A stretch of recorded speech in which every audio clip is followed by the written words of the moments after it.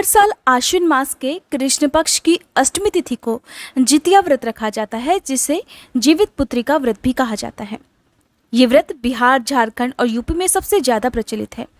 इस व्रत की शुरुआत एक दिन पहले ही हो जाती है। छठ पूजा की तरह इसमें भी नहाए खाए के साथ ही व्रत शुरू किया जाता है। पहले दिन यानी कि सप्तमी तिथि को नहाए खाए करने के साथ ही सभी महिलाएं पूजा करती हैं और अगले दिन खुर जितिया को यानी कि जिस दिन निर्जला व्रत रखा जाता है, अपने मुख्य व्रत का पालन करती हैं। इस व्रत को पूरी तरह से निर्जला ही रखना होता है और अगले दिन यानी कि नौमी तिथि को सुबह सूर्योदय के समय सूर्य देवता को अर्घ देकर फिर इस व्रत का पारण किया जाता है। आज की इस वीडियो में आप सुनने वाले हैं जितिया व्रत की कथा। इससे पहले जान लीजिए पूजा विधि और शुभ मुहूर्त के बारे में कि कब से लेकर कब तक आपको व्रत के नियमों का पालन करना है और पूजा किस समय करनी है, क्योंकि जितिया व्रत में जो पूजा की जाती है वो मुख्य पूजा शाम को प्रदोष काल के समय की जाती है। इस बार साल 2022 में 18 सितंबर रविवार के दिन जीवित पुत्री का व्रत है और एक दिन पहले सप्तमी तिथि के नियमों का पालन किया जाएगा। सप्तमी तिथि प्रारंभ होगी 16 सितंबर शुक्रवार की दोपहर 12:20 से और समाप्त होगी 17 सितंबर शनिवार की दोपहर 2:14 पर। तो सप्तमी तिथि के नियमों का पालन 17 सितंबर शनिवार को ही किया जाएगा। अष्टमी तिथि प्रारंभ होगी 17 सितंबर शनिवार की दोपहर 2:15 से और समाप्त होगी 18 सितंबर रविवार की शाम 4:33 पर।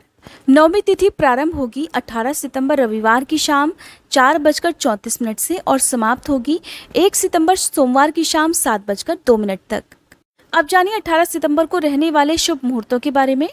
इस दिन सूर्योदय का समय रहेगा सुबह 6:18 और सूर्यास्त का समय रहेगा शाम 6:24 पर।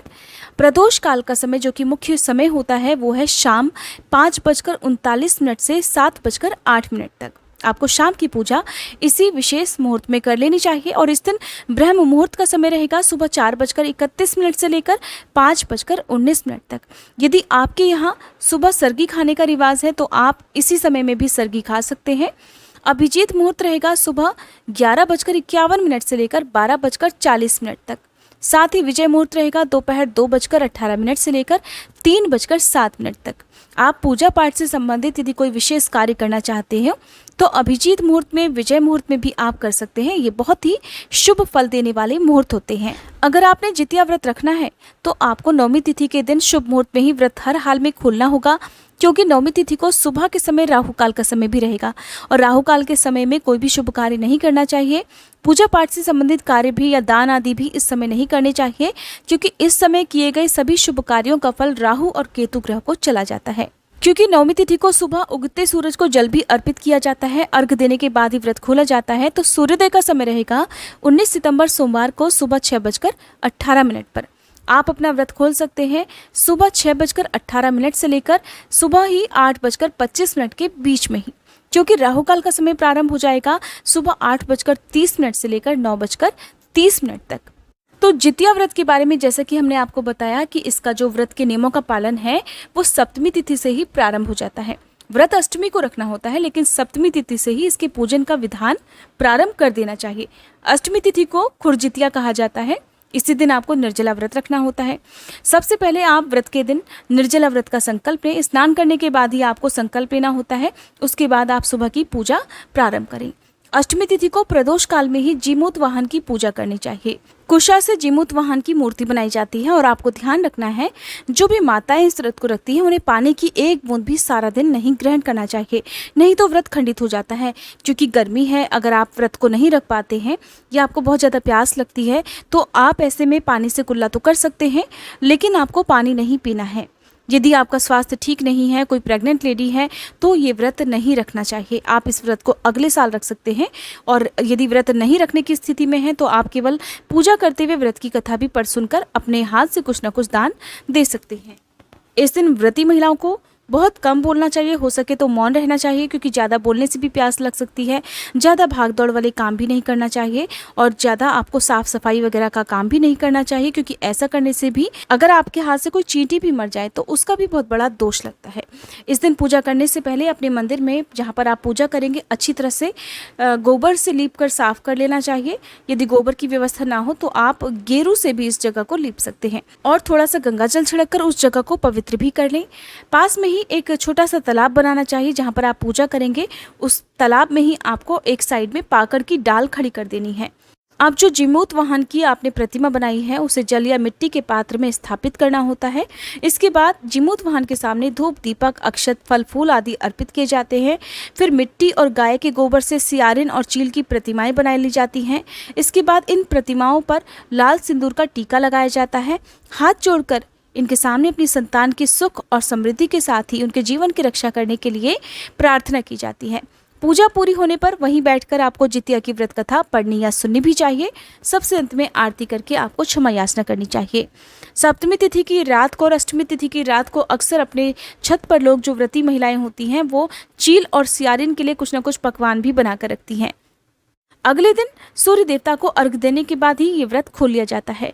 व्रत खोलने के लिए कई जगह पर अलग अलग रिवाज होते हैं, जैसे कि कुछ जगह पर चावल, मंडुए की रोटी और नोनी का साग खाया जाता है, तो कुछ जगह पर तुरई की सब्जी खाकर इस व्रत को खोला जाता है। इसके अलावा जो ये व्रत की शुरुआत होती है वो कुछ जगह ऐसी हैं, जैसे कि मिथिलांचल में इस व्रत का प्रारंभ मछली और भात खाकर किया जाता है। केवल एक ऐसा यही व्रत है जिसमें व्रत की शुरुआत ही मांसाहार खाने से होती है। अगर आपके यहाँ ये रिवाज है तो आप अपने बड़े बुजुर्गों का परामर्श लेकर इस व्रत की शुरुआत उसी तरीके से कर सकते हैं जिसका पालन आपके परिवार में किया जाता है। इस व्रत की कुछ खास बातें हैं, जैसे कि सप्तमी तिथि के सूर्यास्त के बाद जो भी व्रती महिलाएं हैं वो जल या अन्न ग्रहण नहीं करती हैं। व्रत चाहे आपको अष्टमी तिथि से प्रारंभ करना हो, लेकिन जल का त्याग आपको एक दिन पहले ही सूर्यास्त के बाद से कर देना होता है, और जो कि आपको फिर नौमी तिथि को ही पीना होता है। जितिया व्रत की दूसरी विशेष बात है लॉकेट, जो कि जीमूत वाहन का होता है। तो जो भी व्रती महिलाएं हैं वो अष्टमी तिथि के दिन इस लॉकेट की पूजा करती हैं, और ये लॉकेट आप अपनी सामर्थ्य के अनुसार सोने का भी बनवा सकती हैं, नहीं तो आपको बाजार में भी ये धागा बड़ी आसानी से मिल जाएगा। इस धागे में 3 जगह पर गांठें लगी होती हैं। तो व्रत वाले दिन इस धागे या लॉकेट को चील माता को अर्पित किया जाता है। फिर अगले दिन व्रत का पारण करने के बाद इस धागे को कुछ देर के लिए अपनी संतान को पहनाया जाता है। उसके बाद इसे आप अपने गले में धारण कर सकते हैं।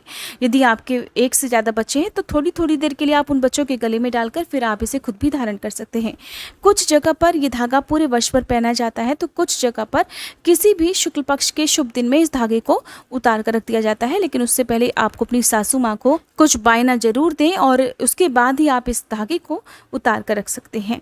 अगर आपके पास जीमूत वाहन का सोने का लॉकेट है, उसमें धागा डला हुआ है, तो धागा आपको हर साल चेंज करना चाहिए। यदि आपके पास लॉकेट नहीं है तो आप हर साल धागा भी पहन सकते हैं।